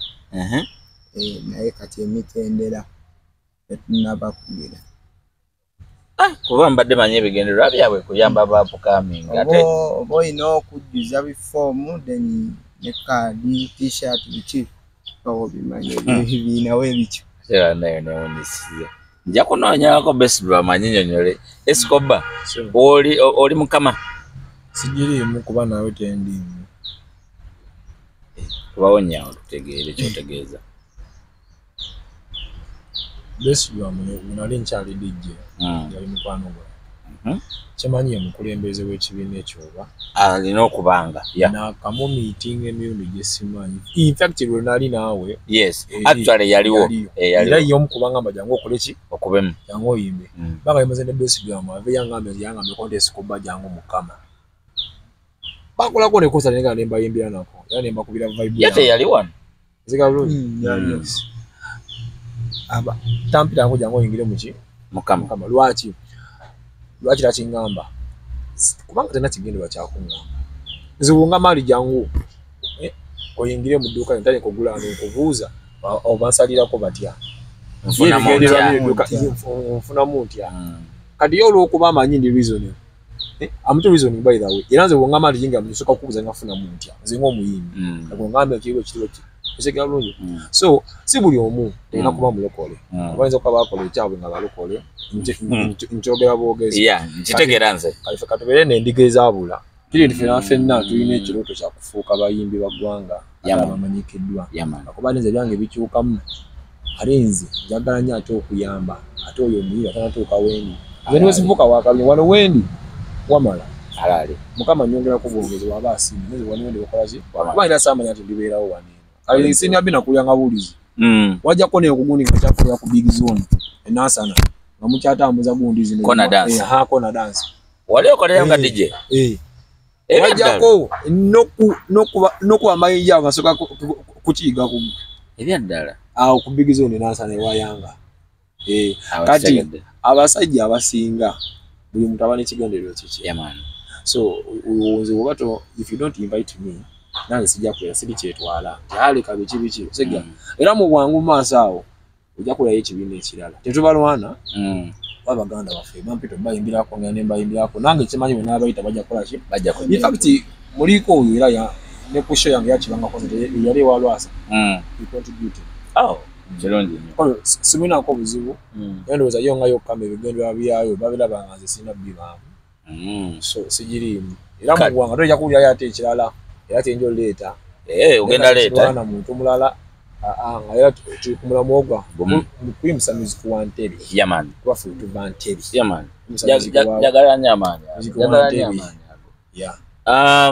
ekibuzo ekisembayo buli omu njaga mpa endowooza ye olwaleero luno omuyimbi gwe tulina abadde representinga Uganda ku katale k'ensi yonna yatuleetera beat yokka gye tulina wano mu Uganda Eddie Kenzo yaweebwa obuvunaanyizibwa obwa President Museveni okubanga yakulira bannabitone yakulira ye muwabuzi wa president ku byobuyiiya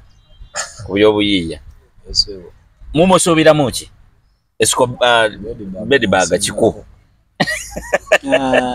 ebiseera ebisinga kati olaba music ng'ono teyalibaddemu president olaba nga n'omupiira gubeera mufufa president aba tasamba kati bw'obeera president wa music olina okusooka no music n'omuleka kitegeeza n'obeera wano n'obeera neutral ng'olaba bulabi kati atwandibadde twagala omwami ng'oyo bw'aba afuse kati ali mu kiwa kya president muwabuzi music alina omuvaamu nadda waggulu eri atandike kuwabula oba kati kijja kuba kibi ng'ate nyina okukuba njagala kujja waani muwabuzi ng'ate naye ate gwe nyina ovuganya naye ate yaali ku mateeka yalina okunjogerera eri gye nyina okukola ki kati ebintu ng'okwaddeko ekyafufa president nga yinyina ya Moses Magogo nti ye abeera eri waggulu oba akoze ensobi tebazimubala balina level kwakoma nti ye president si musambi basobola munenyeza nsobi za mu kisaawe naye kati Kenzo omugugu gwe yeetise tugenda munenyeza ensobi z'omu kisaawe tumunenyeze n'eri ensobi z'omu bukulembeze kuba kati alina kubeera mukulembeze kitegeera kati music alina osooka n'amuta ffe ne tubeera ng'eno tumukwasaganya kuba awo kati ndowooza waliyo ekitiibwa ekirala ekisingako awo ku music mu Uganda muno mbadde sinakiraba n'ekyo kipya nakino kipya bajja nakutondawo ekirala mpozi kati awo bw'aba alinayo ekirala kyayinza okubanga yakola agendeko asooka kitukeko naye bw'abanga kati yafunye ekyo ekitiibwa asaana n'atuleka kati ffe b'endongo yaffe eno n'abeerayo eri ng'asiima busiimi nga president w'endongo adi yajembadde nnyina waabwe. Have you benefited from the heads of these like top associations? They said the federation that is headed again by Eddie Kenzo, and at this time he is again appointed as a senior president's advisor for creatives. Have you benefited as you like the musician is coming from up country or away from the central? Have you benefited? Never. So what do you expect from Kenzo for the new appointment?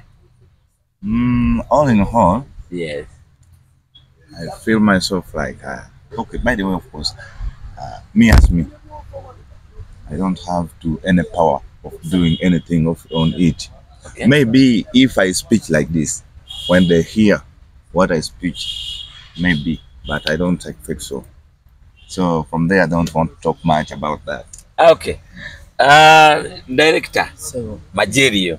so Ochiraba otya gwe Kenzo musubira muki? Nze kati director waabwe. Ngena maaso. Okay. Olaba twabeeranga ku mikolo edda. Mukadde waaba yabadde kubafumba.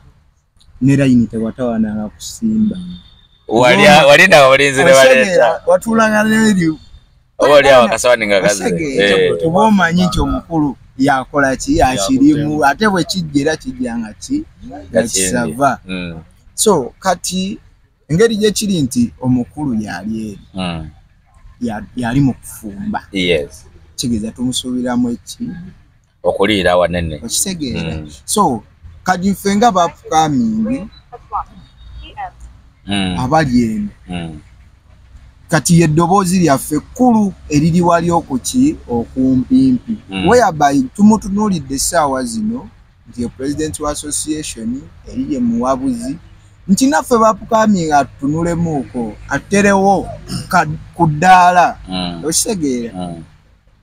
Wakati engeri gye kiri ndi mukulembeze asobola okukeera ku makya ne bagamba mpa kibuwi kirowoozo.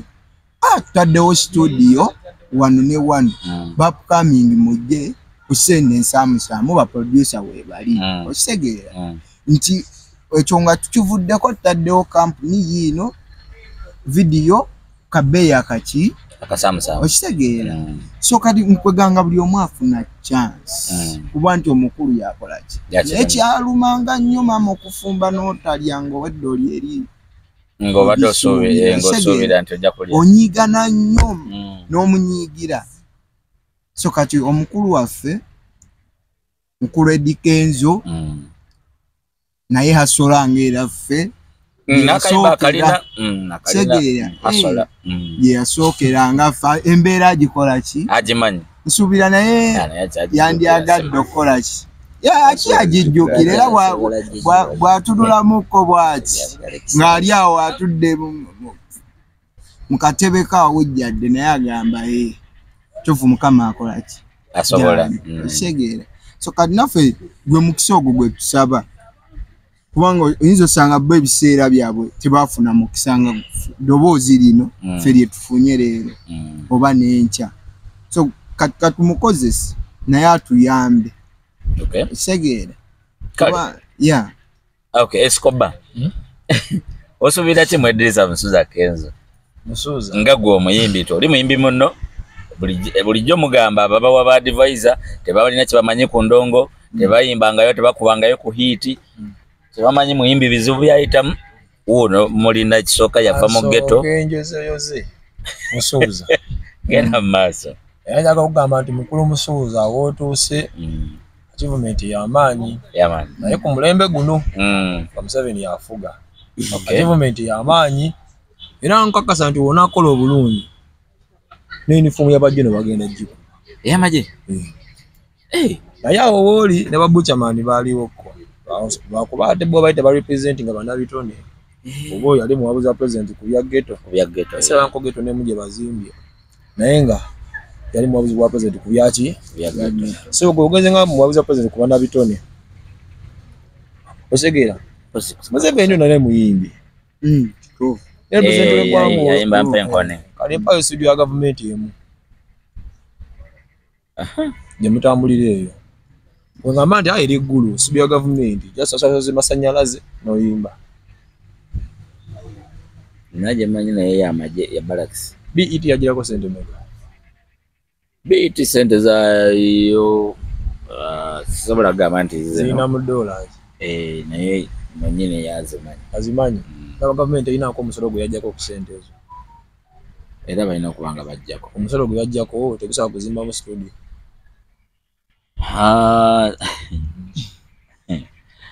naye amazima gali nti onyole basanyufu kubanga Edikanzo lumya tuwako statements ya nyumire nnyo ne kasado musajja n'ategeera nti bw'okola 10,000 n'otereka 15,000 n'okwata ebbiri n'okola otya n'olyako olina okusevinga emmeka esatu statement oba mugijjukira so olosaawa zino ye muwabuzi wa pulezidenti awe tulaze nti oyo Edikanzo ye muwabuzi waki omuwabuzi wa pulezidenti ekineewuunyisa zinaliko abantu awamu ng'omukulu Edikanzo ayogera bimwe nti ye wenyalero kisiga bulungi nze mbadde ng'abantu omuwabuzi wa pulezidenti kubya bana bitone tiyandibadde Edikanzo akogera mazima twandifunyeeyo abantu abatukulembedde mu music nga bo tebalina we bagwa nga bo kye baagala kuyimusa industry kisiga bulungi nga tebali yes singa obadde gwaveti nga wandireese manya ki nze ina abasajja bempa respect abadde mu industry abakulu nga ba Abel Mukiibi Segera Andrew Kibuuka Charles James Senkubuge basebata omuntu yenna nga wakuba kampeni z'enyaali tetwandi kwetaaza kubanga togenda era kusakira ffe ogenda kusakira abannu omwambala ebibomboole osegera nze nandyagadde abantu abatobye in fact wale bangamba wano studio zalingawo simanyi 3 yakasiwukire yani bikyebyo bityo nandyagadde abantu abavudde ku mulembe ogwo abaze balaba industry engeri kulangulana abantu abatalina amomolo simwagala abantu betaba muzeeyi nze nasanga mama joint akawalya ku Aero Beach ne bamundaga yali atudde mu katebe bwe bati nali nkyayimiridde nonkyalaga amawagali Palaso n'atuuka oyamulaba yagala n'afukamira nange kyanga katako ogenda okukola ki waliwo abantu abamu nga tebakyayagala kwekusa mbo nga bo tebakyalina mala gakivubuka nga kyebavaako okuyimusa ki industry abo benandisuubidde eti engeri gyali muzeeyi ti yalonze era yandionze ku bazeeyi banne naye bona ku bavubuka abavubuka basubiramu ebintu bingi ate nga si birambula okufu kisobokedde atalina experience mu ekyo sega bulungi ate okusookera ddala nti eno gyava alina n'abamuyisaamu amaaso sega bulungi weyaba niwobeera osobola kusakira muntu akuyisaamu maaso eno gyava aleseeyo entalo nti agezera okutunda association nga ate waliyo kino ekyasindi abo si bayimbi banne n'abawako mugaati nga waliwo n'ebina bye balwanira juzi wabibuli ebina kati tozaalaga weezi ebina ate amangu kati mwe mulinga omugamba kati olaba kituuse era bana Uganda ekulankulana era ojja kuba olaba nga bayise omubazi wa pulezidenti ku byabavuzi ba booda naye bajja musindikayo yajja tubatya omubazi wa pulezidenti ku byabazimbi ozegera anti kati wetutuuse ababazi ba pulezidenti bafunye bangi kati nosasere ali muwabuzi wa pulezidenti ekiti ekyabakyalo ono omwami mukyala kyafunye mukafe n'omusasiro okujjako nga abeerawo we yagenda nga nawaayo amagogo ku bakyala bafiiriddwa kali tumale kufiira okufuna kasente k'eggwanga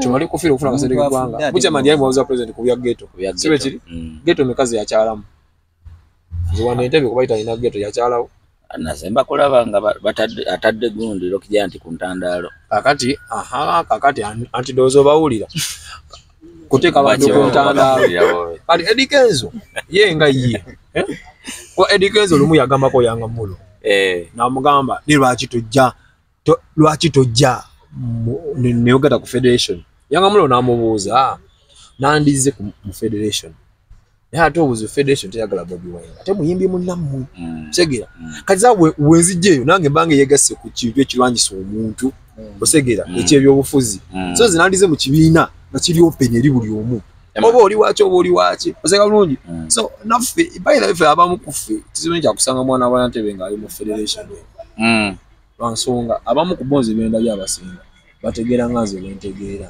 omukulu yagudde mu manzaali tumuyozaayoza naye omukulu tusuubira ene wakatubidani okuva mu ye kubanga ye kuva ddala ntwagako nti natulwanirira ku ekyo omukulu abadde n'obusobozi obutukola studio omuyimbi yenna tulina osooka omumukola kiri ekya studio time oseka bulungi wezibanga naye talina studio jasatu gamba nti yini mutandikirawo oseka bulungi bateekateeka wano eno ku Eddie Kenzo Festival yali festival yali kololo abaana bageto walabamu bameka abayingira obuyingizi bwe batu nti so nze mbadde ngamba nti nga mukolezi Golden Heart nga muyamba ab'emitima oseka bulungi engeri gye mulina ssente mwantegesengana byabwerefe tujja toka baganda omuzeeyi bakoze eki badde ngamba nti muwandibudde nogamba nti akati studio yiiryo eyo njiwadde abaana b'entebe abaana tugamba nti kati mu ntebe studio yamukale esangibwa kawuka oba kubayita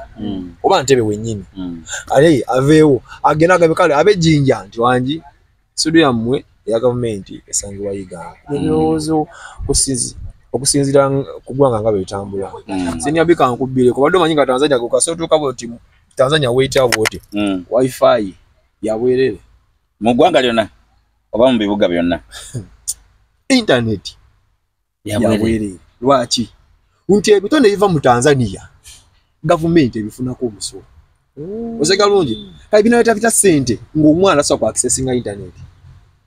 I understand. Waneeno ffe twalina fana entebe twalinawo internet y'obwire yali ejjalingana ku banka ya studio bagiteka mayugi era nga bw'otambulira egere ebisatu n'ovaawo ng'ekutuukako naye nga mayugi kitegeeza ki mayi Uganda ina kuba yaki nga bw'omuseeti osobola okuseetinga internet Uganda weetira wokka kati osegera gavumenti erina obusobozi olaba erina obusobozi obusalako Facebook nga tubala obululu kitegeeza erina obusobozi obutu bwa internet ngita Uganda yokka weekola ki buli muna Uganda wali ng'oli mu ttaka lya Uganda nga osobola okujja accessinga nzeka bulungi omuntu atunda ebyennyanja bye ng'aleka tosi ku mwala abitunde ku internet abiko ifana gabana ebinonzi biri fresh mu bikime nzeka bulungi omwana akola akayimba yesonga lwaki olaba TikTok eyo eyambe nnyo abantu abantu banabitone lwaki nti olaba omwana asobola okukola content we naye n'abasinza ofuna mu TikTok era si bana Uganda ate bali bantu balala ate nga Uganda tulina content ojja kola akayimba kamu okwate na simu yo okashooting onenga kalungi okaseeyo kuti naye kakati wanene omala okola oluyimba n'okulwa uploadinga just ku YouTube nga lwa audio otendeka ifaananyi kyo lwa uploading nosoka n'ogula data agwako nga kakyaloadinga nga kajja convertinga nekakomaawo kadawo nokahandika ine bedi bagakumya kawongeza mpeyifite osegera naye nga mazima galeete kino kigenda ku YouTube agenda okuddangaga poliisi ezo sente zibateeka sente abantu YouTube kyekola automatic government yesooka otemako omusala gwayo osegera omusolo gwayo yesooka okujjako gwegiri kino oba tofunyeemu oba ofunyeemu yesooka okukola ki bagujjako kati nze nnyini kintu nze akikoze esiganyiddwamu basooka batu access ku internet buli muntu ali ku ttaka lya Uganda asobola accessinga ebitone byaffe biyitimuke ekyo mukulu Eddie Kenzo sikiwange ekyo kirowooza akirina tebakuyekeso kubanga ye Eddie Kenzo asobola okubanga alina wifi ndowooza nga 15 ezize yamanyi nzijeko eno nteekeko eno osegera kuba kati era oyo ebizibu ffe bye tulina sikiwanga ajja byogerayo eri kubanga naye alina abamu ku ffe ng'abalwana osegera bulungi so nze mbale nga twandifunye omuzeeyi nga mukuŋŋaanya tweta taata nga oba kyetuyita maama abantu gye bali eno kwale nga bagireni ayo naye nga tebaagaliza nnyo industry sega kubanga industry bafula ki kye bali abantu abo gye bali eyo naye g'okulondawo bulunzi Eddie Kenzo Eddie Kenzo nze nga nze mbikubeera mu ntebe ya ggwanga era nibadde priority yange tweyanza nnyo mbaddeko n'abasajja bange bano basajja bali mu ndongo tunatunyumyamu emboozi nga muziwulidde mwebale nnyo abalabye mwebale nnyo okusubscribinga weereza muno link oba olina omuku oba omanyi bano bakunnyonnyodde bulungi akawunti zaabwe era bagenda zituddiramu gendayo supportinga music waabwe viewinga sharinga music atambule baako obuwagizi bwobassaako ekino nabo babe nga bakifunamu nga nabo bakinyumirwa batuuse obubaka bwabwe gye baagala bugende oba oli awo buyinza okubaako kye bukyusa eri ggwe n'oyo n'oli naawe nange ffenna nze DJ Senior Bed Remix Wizard tweyo bugambo obusembeyo nga tumaliza ya ono bamuyita Bedibag gwatalumwangako kiku ng'otanamanya yamani nsi egenda fuuka nzibumuko endongole tugenda gisaagiramu tugenda sooka tukuba ab'omulale tubaze mu katale kaabwe kano ke bali musika kubuulirira bannayuganda endongo y'abasomesa yamani njagala mbeere nga siri musajja munene naye nga nsooka okwogera ekigambo n'omusajja omunene n'agamba ekiki kivudde mu musajja yali avuga booda bayizawe n'ekyo kintu saagala kirekayo nze mbadde musajja muvuzi wa booda kiri verified nakati nkyagivuga era kye kimu ku kisinga okwagaza okumpandiisa ennyimba nga zirimu message kusinziira ku kyendi nga boodaman n'omuntu awulire ekigambo wakyo wa booda asobola obuulirira omuntu message era kyova togenda kunsuubiramu nnyimba ziwemuleezo yakabenya akwagala kufuna atya mbadde sinnateeka nnyo nnyimba zange ku mikutu naye ng'obudde bwonna ngenda kugulawo omukutu bagenda guyita Bedbug Music kati saa zino ndi ku TikTok nkozesa Bedbug 4401 enamba y'essimu eri 0709 52 42 36 okay your last remarks yo Free Talent Uganda mono bera ane na 10 pasho show lao chori dano wenga do bero luo me winyu music of Free Talent kwa yuno track of Free Talent UG YouTube watch Free Talent UG TikTok so Free Talent UG everywhere Free Talent UG. Your number? My number is 07739 42 597. Okay. All right. Ugamba basembayo. Twebaza nnyo kagafo tukyaza leero mukama mulungi. Amina. Kaweza nakatuwanga kyekyo. Weewaawo. Tubebaza n'abadde batulaba batuwulira batulengera kama w'amaanyi. Nze ekyewuunyisa ni musajja musiraamu naye nkuba gospel kuba wenkulidde. Okulidde mu bulokole oba oli musiraamu oyimba gospel? Yatagala. Oli wa ddiini ki? Wandi? Oli wa ddiini ki? Ni musajja mukristaayo. Oli musiraamu? Yes. Omukristaayo aba musiraamu? Ni musajja mukristaayo. Erinnya ddyo ng'erinnya teririna nti liggwa wano liggwa wano. Ekikulu kya byonna ebanzikiriza. Ky'olina mu mutima gwo sirinnya ky'oba n'omu mutima gwo gye bayita enzikiriza. Yeah. Anti-comforter redeemer, the best body. He gives joy, happiness, and mercy. Nobody loves like him, so protect to Yahweh day by day. Me live a simple life again and again. Cause provider, protector in the range. Yafuga. Majerio the director. Facebook, TikTok Majerio the director. YouTube Majerio the director. And it has a business 07622738812. Jidemu? It is 07622738812. Okay.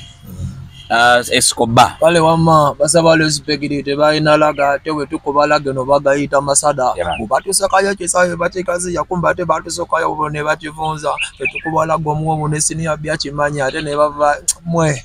Kale mwe bali kuberako senior bino chano ya manye ku YouTube ku tuli live sibya kulimba tubayo mwe bali kutwagala mukama abo ekyo mwagala kyonna bamwe kusako data undo tulaba no tuwo budo buti teza mukama akikupimire.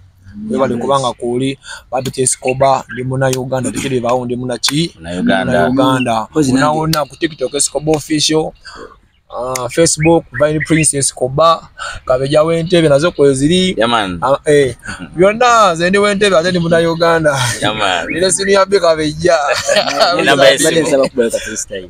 namba yesimu 0740 yanga ya mungalo kubanga ina business wasa 0740289873